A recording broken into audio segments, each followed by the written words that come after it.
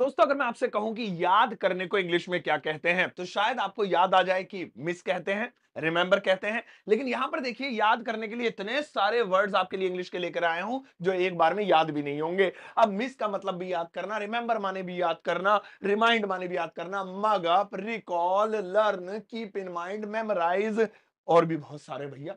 ये सारे words in सब का मतलब असल में याद करना होता है। लेकिन ऐसा नहीं है कि आपका जो दिल आए जो याद आ जाए उठा के जो है यूज कर लिया।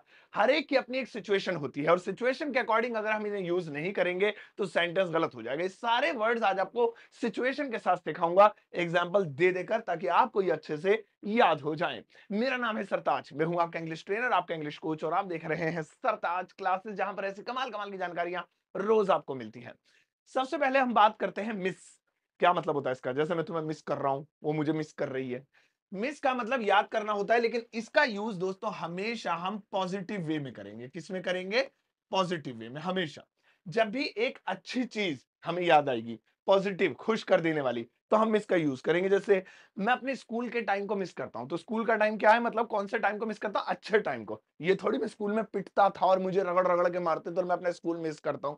तब तो मिस ही नहीं करूंगा ना मैं। तो पॉजिटिव वे में। सो कैसे कहेंगे? I miss my school. I miss my school, है ना? मैं अपने स्कूल को मिस करता हूं। क्या तुम मुझे मिस करती हो? तो मैं क्यों पूछ रहा हूं? पॉजिटिव वे में। ये नहीं कि मैं इतना भयंकर सा हूं, आतंकवादी सा, और क्या तुम मुझे मिस करती हो? ऐसे नहीं होगा ना। मतलब मैं अच्छा हूं तभी तो खुद के बारे में ऐसा पूछ रहा हूं। तो मैं क्या बोलूंगा? Do you miss me? Do you miss मी? ऐसे, डू यू मिस मी। ऐसे ही आप किसी और को भी बोल सकते हैं, मैं आपको याद करता हूं, तो सिंपली आई मिस यू।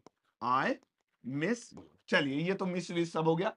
अब आपको क्लियर हो गया होगा शुरुआत में कि मिस का मतलब याद करना पॉजिटिव चीजों को। अब बारी आती है रिमेंबर की। इसका मतलब भी यही होता है, याद करना, लेकिन ये दो सिचुएशंस पर होगा। नंबर एक के एक तो होगा जो है नेगेटिव और पॉजिटिव दोनों चीजों के लिए। नेगेटिव और पॉजिटिव दोनों चीजों के लिए, ठीक है ना? दूसरी सिचुएशन, दोनों सिचुएशन साथ काम करेंगी। दूसरी सिचुएशन है सेल्फ। सेल्फ यानी जब कोई चीज आपको याद ना है बल्कि आप खुद उसे याद करें। अब आप कहीं आए समझ में नहीं आया। अरे देखो, जैसे मान लीजिए मेरी मम्मी है ना, और जो वो मेरे लिए रोज खाना वाना बनाती हैं, और मैं चला जाऊं बाहर काम करने के लिए थोड़े दिन शहर से, तो मुझे मम्मी की याद खुद आएगी। क्यों आएगी? जब जब मैं खाना बनाऊंगा याद आएगी। जब जब मैं अकेला हूंगा याद आएगी कि मम्मी कितनी केयर करती हैं। तो ये क्या हुआ? ये खुद आना हुआ। एक होता है खुद याद करना। जैसे चाबी कहाँ रखी थी? कहाँ? याद करने दे, याद करने दे। तो क्या हो रहा है? याद नहीं आ रही, खुद याद कर रहा है। तो जहां पर आप पॉजिटिव चीजों को याद करें, मिस, और अपने आप याद आए। जहां पर आप पॉजिटिव या नेगेटिव चीजों को याद करें लेकिन खुद याद करना पड़े, रिमेंबर कहते हैं। तो जैसे नेगेटिव, मुझे स्कूल में किसी ने पीट दिया था, धो दिया था। सो मुझे वो दिन याद या मैं उस दिन को याद करता हूं, तो मुझे बड़ा अफसोस होता है। देखिए, करता हूं, याद नहीं आता, वो मिस नहीं करता मैं उसे। मैं उस दिन को खुद याद करता हूं। सो आई रिमेंबर, IREMBER। अबे REMEMBER, मैं इसमें कंफ्यूज हुआ। आई रिमेंबर द डे, मैं उस दिन को याद करता हूं। तो बेहतर होगा कि हम इसे याद करना कहें और इसे याद आना कहें, तो हम इसमें फर्क कर सकते हैं आसानी से। तो इसी तरीके से मैं जो है क्या नाम है, इस घर को याद रखूंगा या याद करूंगा, यानी मैं जबरदस्ती सेल्फ खुद याद करूंगा। तो हो गया I will remember this house. या फिर मुझे इस घर की याद आएगी, बस अपने आप आएगी। मैं जब जब कोई काम करूंगा मुझे इस घर, तो I will miss this house. चलिए, अगला आता है रिमाइंड। ये है याद करना। लेकिन यहां पर क्या है? यहां पर दिलाना होगा किसी थर्ड पर्सन को। याद दिलाना, ये यूज होता है इसका। यानी किसी और को मुझे याद दिलाना होगा। जैसे मुझे 2 बजे याद दिलाना। मुझे मुझे याद दिलाना, याद दिलाना, ठीक है? तो कैसे? रिमाइंड मी, रिमाइंड मी, है ना? ये हो गया। आप कहेंगे सर फर्क क्या है फिर इसमें?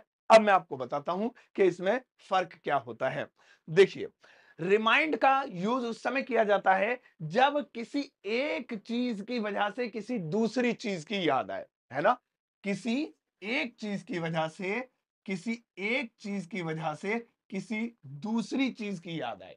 मतलब डायरेक्टली दूसरी की याद, डायरेक्टली दूसरे की याद आ रही है। मैं तुम्हें याद करता हूं डायरेक्टली, लेकिन यहां डायरेक्टली नहीं है। जैसे बारिश जब होती है तो मुझे तुम्हारी याद आती है, तो बारिश की वजह से मुझे तुम्हारी याद आती है। जब जब मैं रोटी खाता हूं तो मुझे मम्मी की याद आती है, तो रोटी की वजह से मम्मी की याद। तो मतलब रीजन होगा कोई ना कोई सेंटेंस में, तो वहां पे मिस या रिमेंबर के बजाय बेहतर होगा रिमाइंड का यूज करें। सो द रेन, जो ये बारिश है, रिमाइंड्स मी अबाउट यू, है ना, रिमाइंड्स मी अबाउट यू, वो मुझे तुम्हारी याद दिलाती है। तो देखिए याद दिलाना लिखा था ना मैंने, तो वही है, जो बारिश है मुझे तुम्हारी याद दिलाती है। ये लीजिए घड़ी।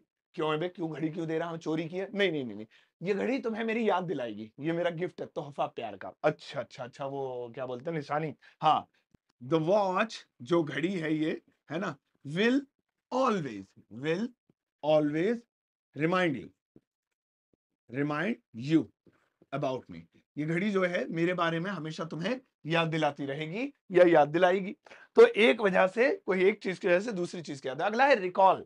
रिकॉल रिकॉल का मतलब होता है याद करना या दिलाना भी होता है, याद दिलाना भी होता है, लेकिन इसमें क्या होगा, इसका यूज हम अगेन के लिए करेंगे।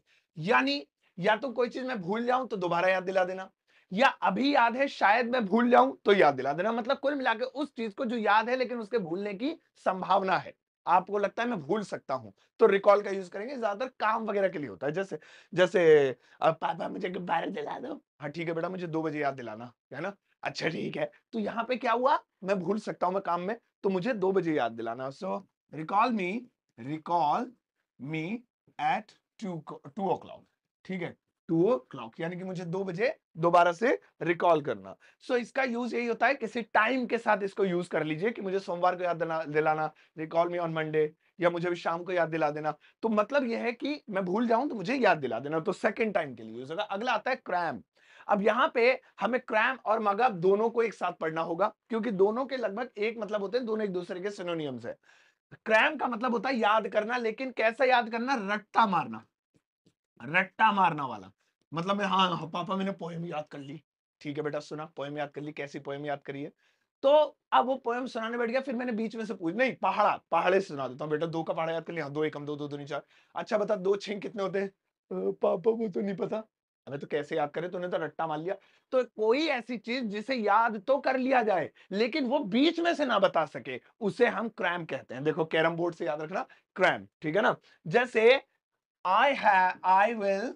I will cram this poem, यानी कि मैं इस कविता को, मैं इस पोएम को याद कर लूंगा, लेकिन कैसे याद कर लूंगा, क्रैम कर लूंगा, यानी रट्टा मार लूंगा एक तरीके से।